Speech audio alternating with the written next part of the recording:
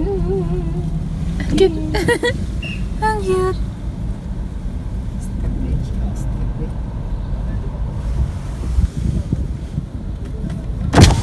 Dadalhin ka doon, no? Nasa kayo ka bahay? Ha?